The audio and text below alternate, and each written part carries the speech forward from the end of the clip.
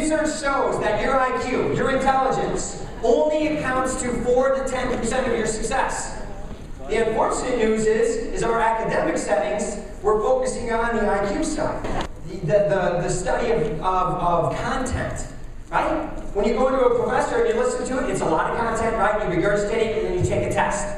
The unfortunate news to that is in that style of training or in that style of teaching, you're only retaining 10 to 20%.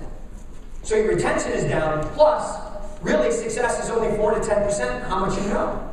It is all relationships. It is all what, please? Relationships. Yeah, it's all relationships. I mean, when I was the young GM at Boston Chicken / Boston Market, I had a great opportunity to grow. And one of my buddies said, hey, you know what? Because I wanted to get into full-service restaurants. And one of my buddies said, you should check out this Famous Dave's barbecue place. And I'm like, I don't like ribs, right? I've never had ribs.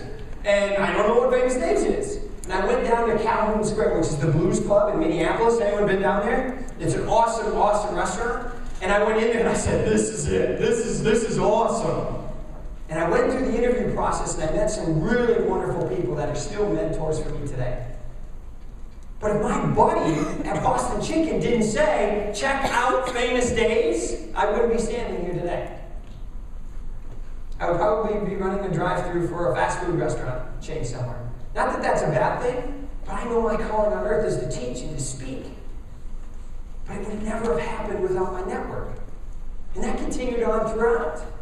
To when I became a restaurant manager at Famous Dave's, I got into it the first few months. They pulled me out of training, put me into opening Stillwater, Minnesota, where my mentor, Ben Welshaz, was the GM, who's now the vice president of the entire company.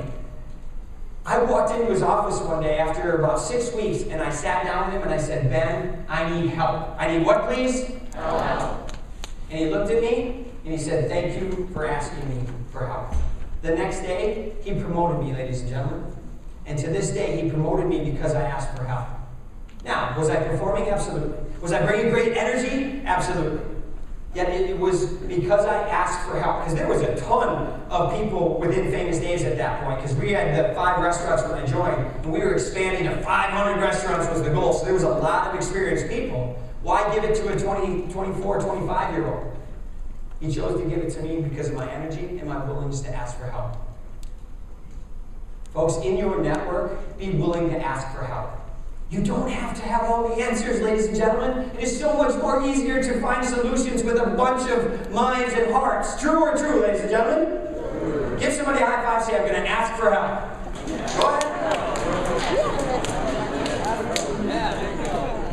Because so many times, there's so many students out there that want to be confident and know it all. Folks, the 3 most dangerous words in the English language is this. I know that. What is it, please? I know that. 3 most dangerous words. Because the minute you say, I know that, all of a sudden you cut off your connection with your audience. You stop your connection with whoever it is you're having a conversation with. And how many of you really get up in the morning going, you know what? It would be awesome today to hang out with a bunch of I know that people.